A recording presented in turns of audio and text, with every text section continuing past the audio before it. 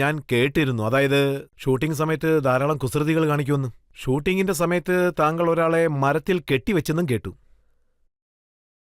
Sir, വേറെ വഴിയില്ല, മരത്തിൽ കെട്ടിടേണ്ട അവസ്ഥയായി. ഞങ്ങൾ ഷൂട്ടിംഗ് ചെയ്തോണ്ട് താങ്കൾ ഒരാളെ സ്റ്റേജിൽ അടിച്ചതും വേറെ മാർഗ്ഗമില്ലാഞ്ഞിട്ടാണോ, അതുപോലെ മരത്തിൽ കെട്ടിവെച്ചതും വേറെ മാർഗ്ഗമില്ലാഞ്ഞിട്ടാണോ?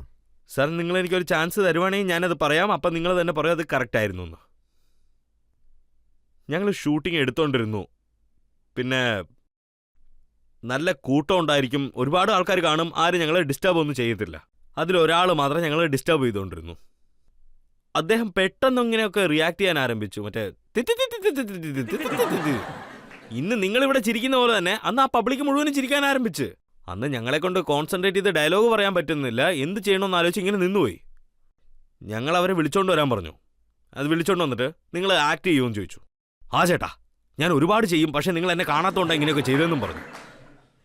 ഞങ്ങൾ ശരി അവരെ വരാൻ പറഞ്ഞു. എന്നിട്ട് മരത്തിൽ പിടിച്ച് കെട്ടിയിട്ടിട്ട്, നിങ്ങൾ മരത്തിൽ കെട്ടിയിടേണ്ട സീനാണ്, ഞാൻ എല്ലാവരുടെ ഒപ്പം ഫൈറ്റ് ചെയ്ത് എടുത്തോണ്ട് വന്നിട്ട് നിങ്ങളെ ഞാൻ രക്ഷിക്കാൻ അങ്ങോട്ട് വരുമെന്ന്. ഞങ്ങൾ അയാളെ അവിടെ കെട്ടിയിട്ടിട്ട് സ്വസ്ഥമായിട്ട് ഷൂട്ട് ചെയ്തോണ്ടിരുന്നു. അവിടെ ഷൂട്ടിങ് നല്ല രീതിക്ക് പോയി.